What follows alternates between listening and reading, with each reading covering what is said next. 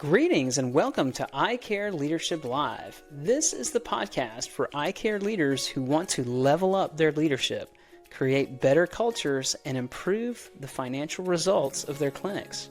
Now, let's join the show. HR problems in a clinic usually don't show up all at once. They build quietly until they start costing you time, money, and momentum.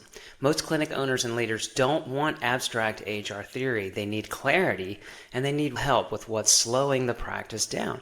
If your clinic or business is dealing with hiring headaches, performance issues, or HR tasks that keep pulling you away from the work that matters, and you want a no-pressure look at where the friction is, book a free HR diagnostic call with me and we'll map out your next step. Visit seasoned-advice.com to learn more and book your call today. Now, here's the show. My guests here today on the show are Sarah Duval and Brittany Williams, a couple friends I've made here along the way in my ophthalmology industry journey. And I'm really excited to have them on the show to talk about this topic of growing frontline staff because they've had experience in that area as people that have grown up in ophthalmology. So thank you for joining the show, Sarah and Brittany. My pleasure. Thanks for having us. Yeah, and this is the first time I've ever had two guests on the show, so it'll be double the fun, I think. That's what I'm expecting. I'd love to have y'all just talk very briefly about what you do. And so, Sarah, why don't you tell us about you and what you do? Sure, thank you. So I work for the American Society of Cataract and Refractive Surgery, also known as ASCRS.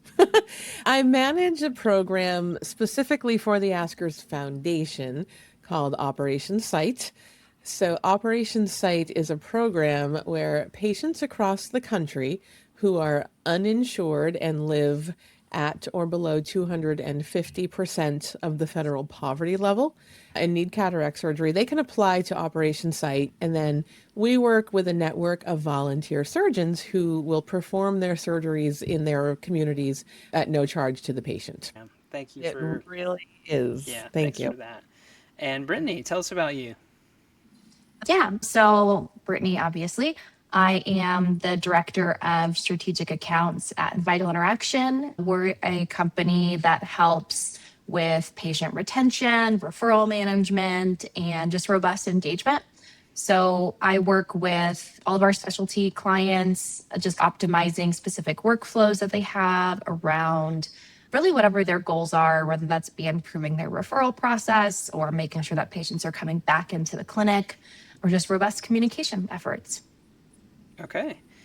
And it's very interesting because both of you just talked about your current roles, neither of which is working in a clinic, and yet you both started out in a clinic of some kind. So I guess I'd love to start, but this topic here is about growing staff. So I kind of want to hear y'all's story from each of you of how did you get to this point? So Sarah, maybe why don't we start with you? Like, how did you get your start in healthcare and ophthalmology? And I know that could be a potentially very long answer, right? But give us the highlights of how you got to this spot.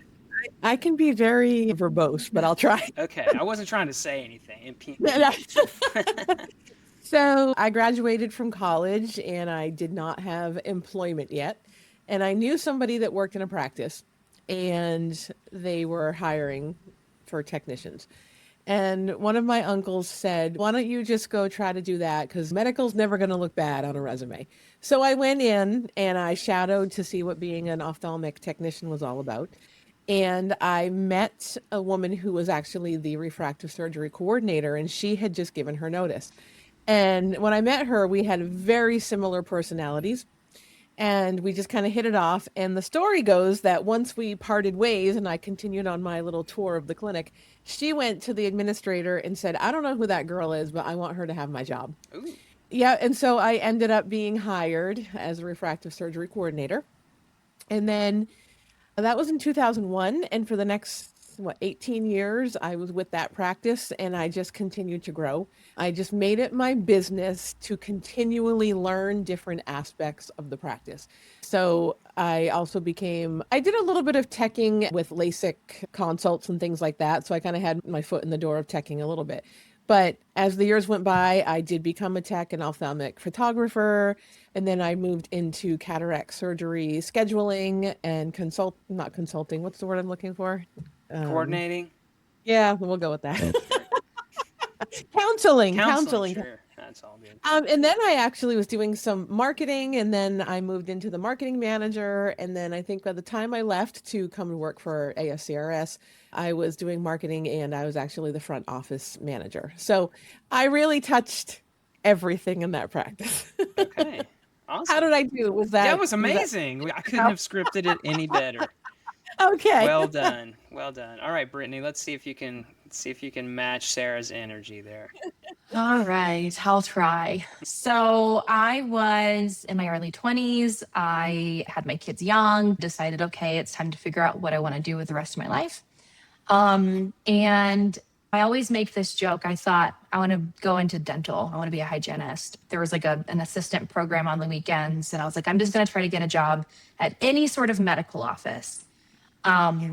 Just to get some experience under me. I'll do this weekend program. That was my plan. Well, I ended up in an eye doctor's office and initially was in optometry, just working front office, doing like the very basic technique, the very basic teching that you do in an OD office, did some opticianry.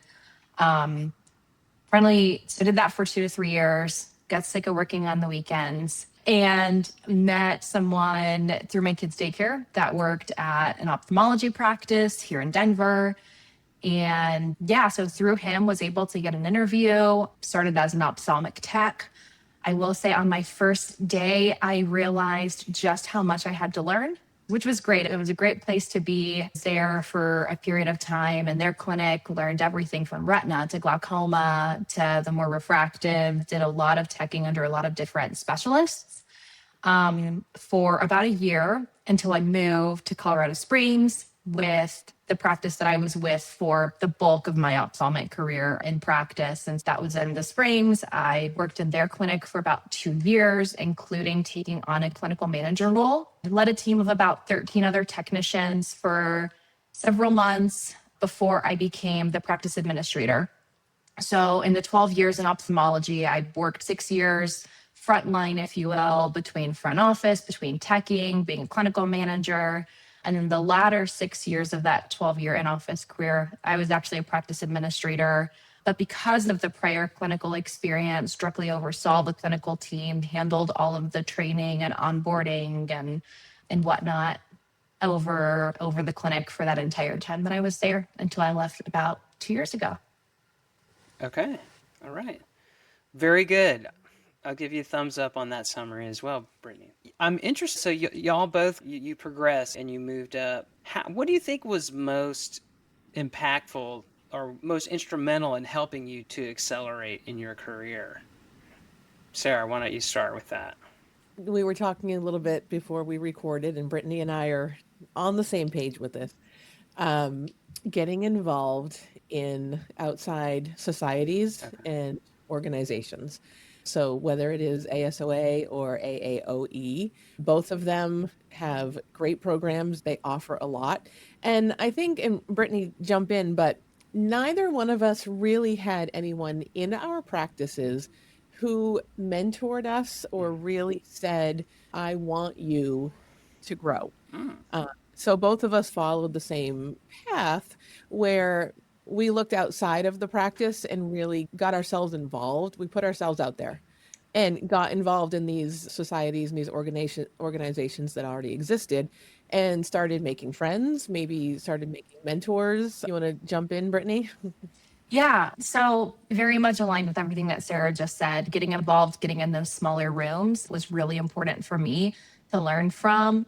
I did have a really good clinical manager at my first ophthalmology practice who, as I was departing, as I was only with that clinic for about a year, really gave me some solid advice, if you will. Make sure that you're going down this path, not that path. And so she helped guide me as I was looking long term for kind of my home ophthalmology clinic, if you will. And so that was super helpful. And then the practice administrator whose role I took over, he gave me a very quick rundown because I was not supposed to be the practice administrator. That's kind of a long story that we probably don't have time for, but kind of same thing. I feel like there were people in my career who definitely helped plant seeds, but then when it came time to actually learn and develop and seek mentorship, it definitely came from outside organizations. And that's how Sarah and I met, is through ASOA. And there's similar tech programs too. Like there is like a nursing and technician program at the ASOA meeting. I know there's the same thing at the AAOE meeting. And you've got to get continuing education credits if you're going to get your COA, your COT, whatnot, which I highly recommend. And so you may as well go do it at a meeting where you can meet people and bounce ideas off of. Yeah, I have to. Oh, you know what? Oh, can I just Please. add? Another part of developing ourselves or developing staff is getting those certifications. And Brittany and I both have our certified ophthalmic assistant, and we're both certified ophthalmic executives. Mm-hmm. She and I both, we did that on our own. There wasn't, at least I think for her, I know for me, there was nobody else in my practice that was a COE or was even involved in any of these things. I did that all on my own. But then I was trying to tell people when I was still in the practice, I tried to get people to follow the path that I followed because it's invaluable to your career, I think, to get those certifications. So that's another part of developing your staff is telling them to go after these certifications. Yeah, and I'm glad you touched on that. So it sounds like you, at least in Sarah, in your case, you really had to do all this on your own. You're going to these meetings, and are you self-funding all this stuff, or did your practice support you at all? No, I was lucky because they supported me. Okay. There was nobody else who was doing it, but I advocated for myself. Mm. I saw the value in doing these things, and I would ask if I could go, and they supported me. They were good about sending technicians to these different meetings and getting their certifications and then paying for them to get the continuing education. But there really wasn't anybody on the administrative side that was really active in doing this. So I had to advocate for myself. But I was fortunate that they did pay to send me. They saw value in it, even if they weren't actively promoting it to anybody other than the technicians. Yeah. How about you, Brittany? Yeah. Did you have to really push for that, or did you get support from your practice? Yeah, so similar story. So I remember sitting down with my practice owner the first time I wanted to go to ASOA, and he was like, "Oh, I don't send people to meetings. It's just a vacation." And we had a heart to heart, and I explained the whys, and I explained, "You promoted for me from within. I don't have any mentorship or guidance here." And so we initially, it was a split endeavor, if you will. There was some support, but I also was willing to put my money where my mouth was. And I came back from that first meeting with a very organized presentation. I was able to take a lot of what I learned and then repurpose it to the staff. And so from that year on, there was much more support. He was much more bought in. The one thing I want to call out is the professional organizations are optimal, but also whatever you can do in your practice. One of the things that I took away from that, I was a small practice. We weren't going to be able to send me and a front office manager and a couple technicians. It wasn't something that we would be able to do. And so what I took away from that meeting was we actually set up in-house teaching. So most of my technician staff were not certified.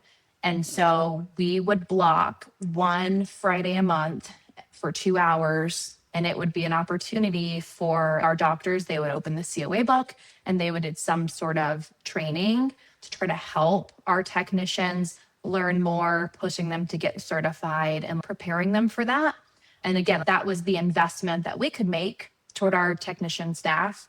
We couldn't send everybody to a meeting. So maybe you can't send everyone to a meeting in your practice, but figure out what you can do within the bounds and the means of just helping them progress and really making a career out of this and not have it just be a job. Mm-hmm. Yeah, it sounds like y'all both had to some extent kind of advocate and step up. No one tapped you on the shoulder and said, "Hey, we're going to send you to this meeting."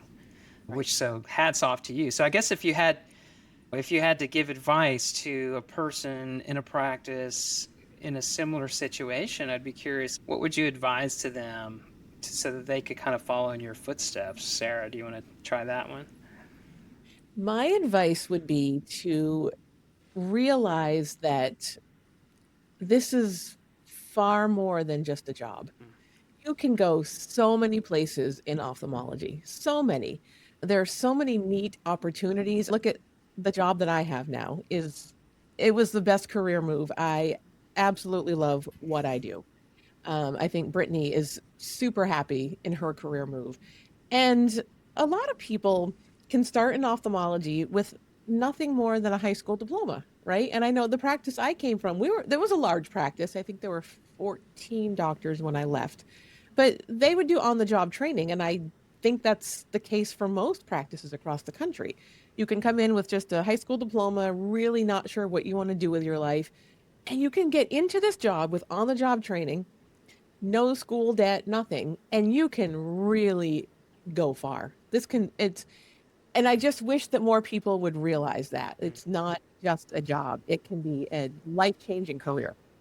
But you have to be willing to put in the work, right? It can be just a job if that's what you want, or you can put in the work. You can seek out these other opportunities for advancement, for education, and really make it a career and really do something great and impactful with your life within this industry. Yeah. Brittany, any tips for a person in a ophthalmology practice who wants to grow? Yeah. And this is the same thing I would say as I was interviewing people. Just like Sarah said, it's a lot of on the job training. And I would tell people that I can train you and provide you with knowledge and the skill set and the how to. But you have to bring your own passion for patient care as number one. And want to learn and want to have more than just a job. If you have passion for patient care and you really do care about the people that are coming in the door, and you're also very motivated to grow personally in the right practice, you can find that. And whether it is going out and getting your certification, I don't know of many practices that say, oh, no, don't get certified. They're generally all behind that at the very minimum. And so go and figure out if you're from DAS, there's CPSS certifications, there's things that you can do there. There's obviously technician certifications, COE, COT, COMT, like the list goes on and on. If you're on operations, there's compliance certifications. Figure out what path it is that you want to take and push your practice to help you get certified in whatever that area is, would be my strongest advice. Okay. Yeah. And don't let them pigeonhole you, right? Yeah. Like you could be a phenomenal technician, but you could also be thinking sort of long term and being like, I think I'd like to be in administration because I love ophthalmology, but I don't want to be a tech till the day I retire. So don't let a practice they talk you into, oh, you're such a great tech, we need you. Try other parts of the practice, like both of us did. Both of us, we touched every part of the practice and we figured out what was best for us. Yeah. And then ultimately we soared and we found great careers. Was there a moment for each of you where you had to make a little bit of a detour in your, maybe it was a different job or a different employer? And how did you know it was the time to make that detour? Sarah. I actually did. It's almost like you've been checking up on me. Oh. There was a small amount of time where I think it was when I was still the refractive surgery coordinator, but that surgeon was retiring and he was really pulling back.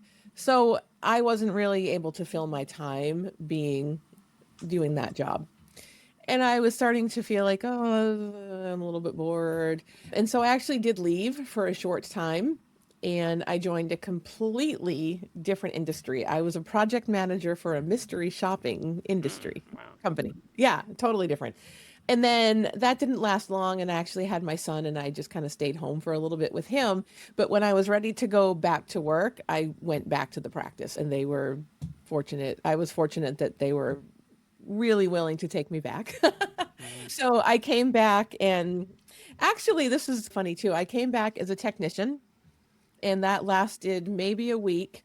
And the advanced technology premium IOL, whatever you want to call it in your practice, surgical counselor had given his resignation. And he said, how about Sarah takes my job? Wow. because she had been really good at the refractive surgery stuff. So again, I was a technician full time for maybe a week, and then I moved into that role. I did have a detour, but my heart has always been in ophthalmology. I love it. And I know a lot of us joke, once you get into ophthalmology, you don't leave. Right. Because it's so true. I feel like I grew up in ophthalmology. That's where my heart is. I'd love to stay in this industry until I retire. And that's still probably another 20 years away. But that's okay, though. I'll be happy to stay in this industry. How about you, Brittany? Did you have a moment where you thought you would have to make a shift and you made a move, and what did you learn from that? So I started in eye care and I never left. I obviously had to not had to, but kind of transgress through multiple different roles, if you will. Yeah. I will say I worked in the clinic for the last practice I was at for a couple years. And then overnight we had some doctor changes that happened rather suddenly. Some staff went with them. And that's really what kind of started the major growth that I had from working in the clinic. And then I was the clinical manager for 2 months. And so I wouldn't say necessarily detours, but certainly like unforeseen and quick advancement that I thought in the beginning was supposed to be temporary, but then it stuck. So I was the clinical manager for 2 or 3 months. And then the practice administrator had to suddenly leave for family reasons. And so it was an interim practice administrator role. The idea was not that it was to be permanent. It was just Yeah. I was the person who could keep things going while we searched. So what felt like a detour turned into permanent, at least for as long as I was with that practice. So it was a good detour out of clinic and into kind of a more everything from leading the clinic to HR to finances. And I learned a lot in a short period of time. And that certainly has helped me with Vital Interaction. Part of what I do now is helping our teams, our customer success teams and our sales teams really understand the practices that we are, helping with their engagement tools. I feel like the more the people that I work alongside understand how a practice operates, the better we can support them. Yeah. That makes total sense. I wonder if there was, in your case, Brittany, if there was ever a moment where you wondered, like, am I good enough to take this on? And then how did you get through that? Yeah, no, absolutely. Like there was total imposter syndrome because I didn't have any. And that's really where, again, for me, ASOA came in because I didn't know what I didn't know. We luckily had a really good kind of accounting team who was able to teach me all the financial things that I just didn't know. I gleaned from them what I could, have an on call like HR person that I could ask questions to. But then when I went to my first ASOA meeting, and again, like this does not have to be just ASOA, AAOE, like wherever you want to go and look for people, I realized that I needed to get as involved as possible as quickly as I could because I feel like the smaller the room that you're in, the less scary it is to ask, And so I very quickly was like, let me join this board, let me join that committee. And I just learned from my peers. Yeah. So Okay. How about you, Sarah? Were there ever, I don't know, were there moments of uncertainty, and how did you overcome that? I don't know that I recall any real moments of uncertainty. I think part of it was being in the same practice for so long that I always, and growing up in it, I never really had moments of uncertainty. And even joining ASCRS, what I do is I deal with patients a lot. I have the benefit of having done that for so long that even that was a fairly natural fit. A little bit of imposter syndrome, maybe sometimes, sure.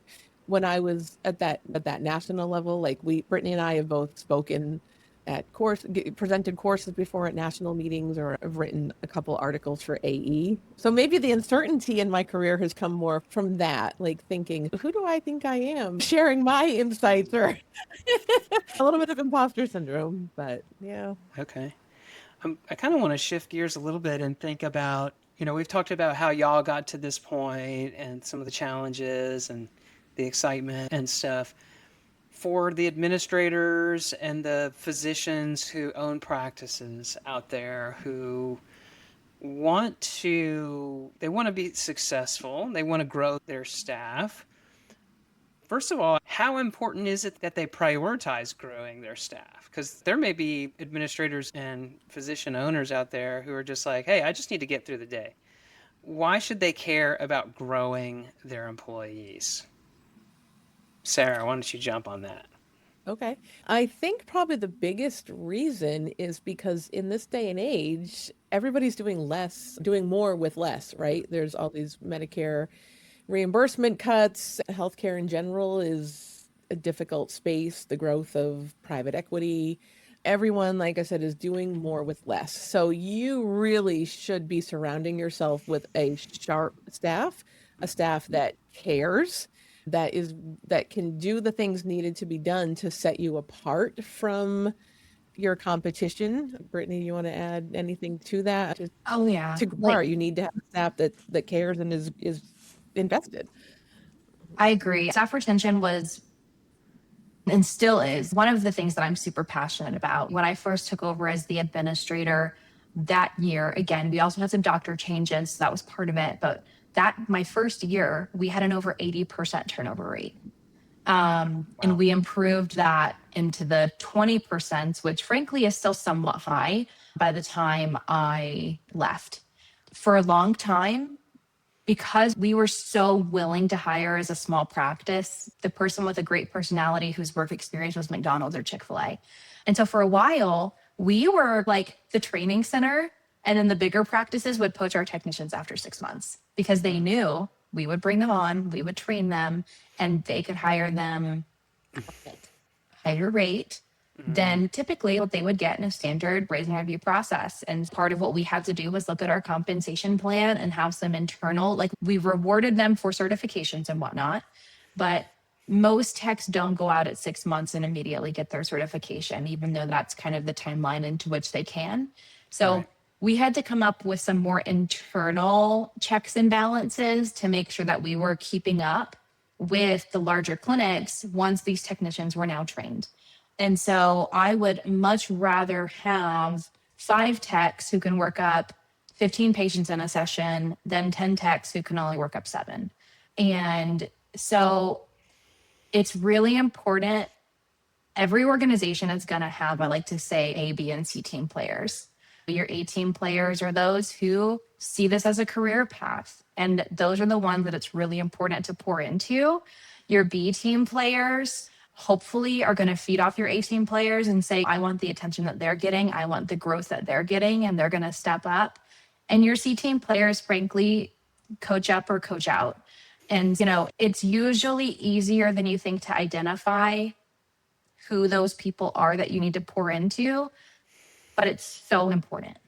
You're raising an interesting topic that I wanted to get into, which is we were all young at one point, and when you're looking at an employee and they are young and inexperienced and they're having fun and maybe they're going out during the week and they're talking about things that 20 somethings talk about, sometimes you don't see the potential there. You don't see the growth. You don't see the future leader that could be sitting in front of you.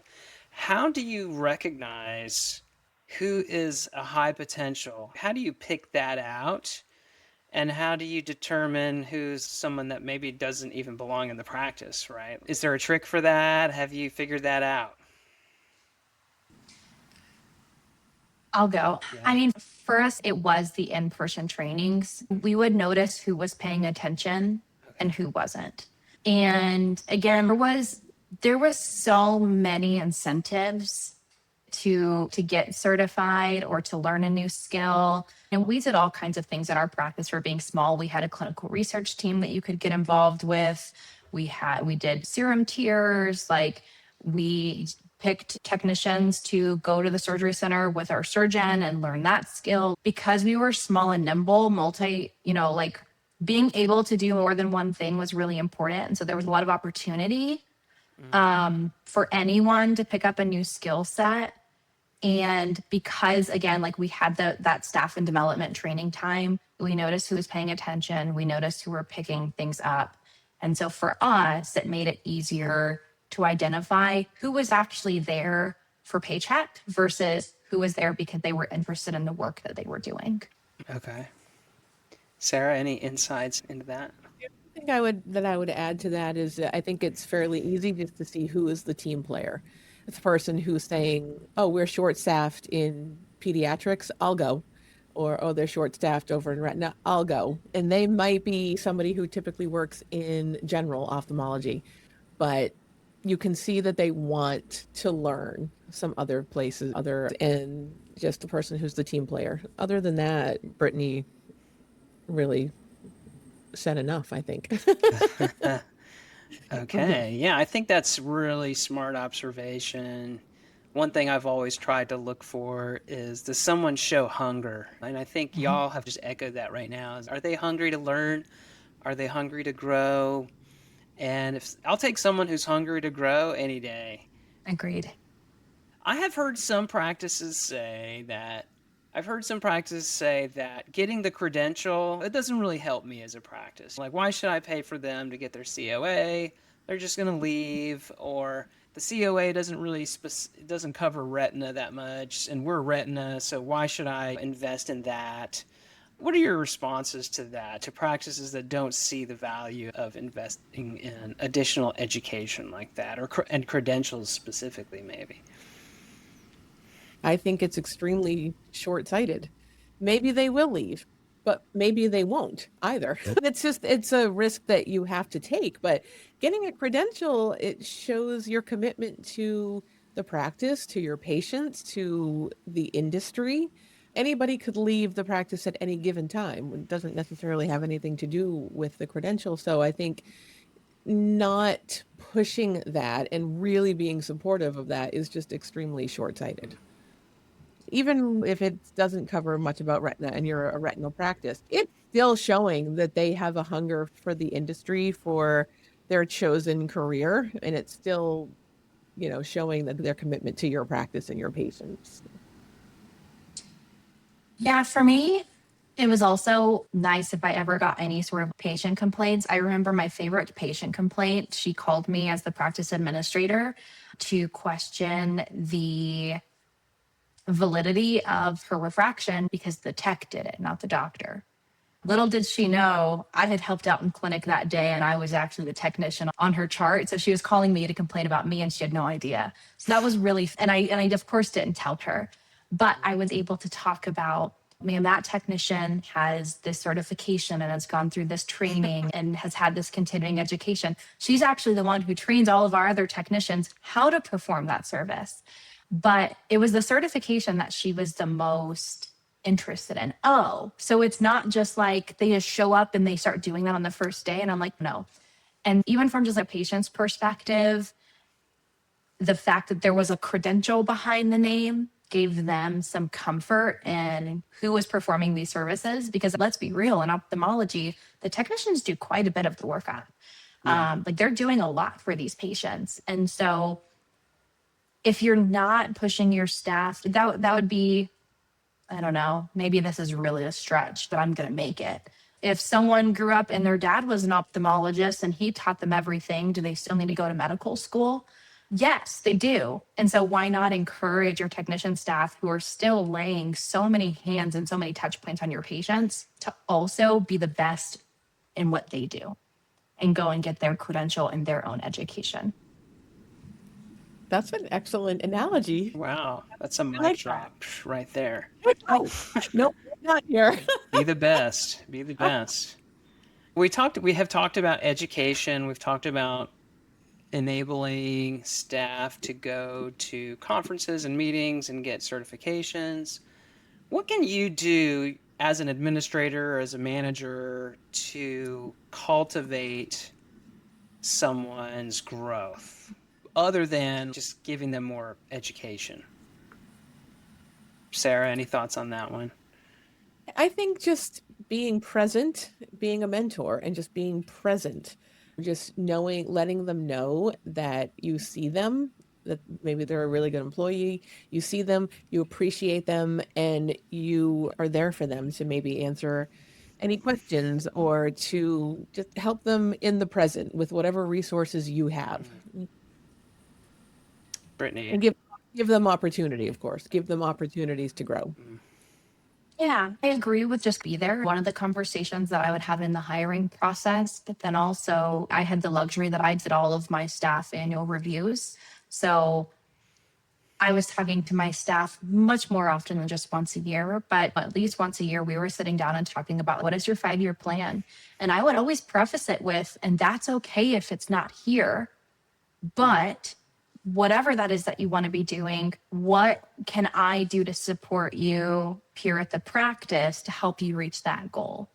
And getting in tune with what your staff's long term goals are and figuring out where does that fit into the practice, because maybe they don't think it's in the practice because they don't know every single opportunity that there is. And maybe you've learned something new about them and you've realized they don't need to be a technician, they need to be a surgical counselor or and so yeah, so I think getting to know your staff, finding out what their goals, wants, and desires are, and how you can best support them in the present moment. I love that. You've got to get to know them to understand what they want and what their strengths are. And just as you said, they may not realize that there's a particular role that they could fill. Maybe it's a role that you were thinking about creating, but no one knows. And now you see that potential. That's something that could really happen. If you're not going to give them opportunity, somebody else will. So Absolutely. it really, and I think, like I said before, don't pigeonhole your staff, or don't, you as a staff member, don't allow yourself to be pigeonholed. Make it known that you want to try something new or you want new opportunities. And if you aren't going to give it to me, well, there's probably a practice down the street that might. Do you think that there is truth to what some people say, that younger people these days are different in terms of their growth goals and how you manage them and manage their career growth? What thoughts come up for you? I see a couple big smiles, right? And so I feel like y'all probably have something to say on this. I'm 48, and so I have a certain mindset about this stuff, but a lot of administrators really are struggling with this, people from my generation. I'm curious what you've learned and what you've observed and what you think administrators need to know. Sarah? Brittany, you were on that podcast with me and I Guido, right? was. You, Guido, and Jane. Yeah, we talked about this. So it's funny. I'm 47, Mike. So we're basically the same age. You want to go? Go ahead, Brittany. Do you want to go? So Sarah had a podcast and it was about different generations in the workplace. And it was at the last minute, Sarah said, Brittany, I actually need you to be on it. And so I'm 34. So I stepped into an administrator role when I was 26. And so I am that demographic that a lot of these administrators are saying they're impossible to manage. And now obviously there's an even younger workforce. And so I kind of had a different outlook. Now I will say, of all the different generations that I had hired, like, for me, it boils down to expectations. There are in the workplace, I think, some of the older generation, that work ethic is built in. And I'm not really sure what happened. I'm not going to blame parenting or school or whatever it is. I just find that my generation and younger do much better with, you have to set expectations. And that to me is really the only difference. And I will also say that I'm an old soul. Sarah says all the time that she doesn't think I'm my age. And so I also think that there's exceptions to that rule. So I would not agree with the stereotypes of that people just don't want to work. I do think that COVID in 2020 and people having to figure out how to do more with less, if you will, and not have to go to work 5 days a week, 40 hours a week. I think there's a lot of just fear out there in terms of like, how long are we going to have to work as a generation? Are we going to be able to retire at the same age that our parents did? I think there's some pushback. But I also think, again, if you're going to focus on your A and your B team players, that as long as you set expectations, there's not too much of a difference. My perspective. Okay. Sarah, anything to add on? She's such a sharp young lady. I don't think there's much that really needs. I think she said it perfectly. I think I would agree with that observation and assessment. Well, thank y'all for joining me. How can people get in touch with you if they want to learn more about what you do or just connect with you and learn about your story? Sarah, why don't you share how they can get in touch with you, and then Brittany, go as well. You can find me on LinkedIn as Sarah Duval, that's Duval, or sduval at ascrs.org. Yeah. Okay, wonderful. Brittany? Yeah, same thing. I'm also on LinkedIn, Brittany Williams, a common name. So you might do better going to the Vital Interaction page and looking for people who work there and then searching for Brittany. And then my email is bwilliams@vitalinteraction.com.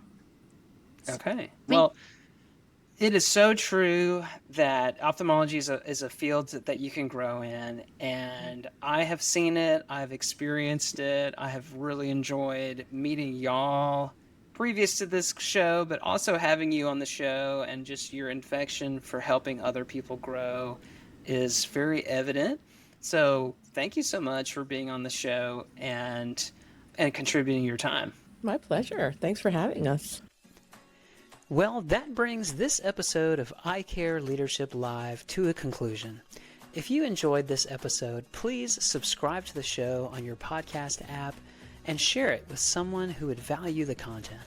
I promise to bring you more guests and content to help make you a better eye care clinical leader. I also invite you to subscribe to my HR newsletter for eye care leaders. You can find information about that at seasoned-advice.com. Now go out there and lead with confidence.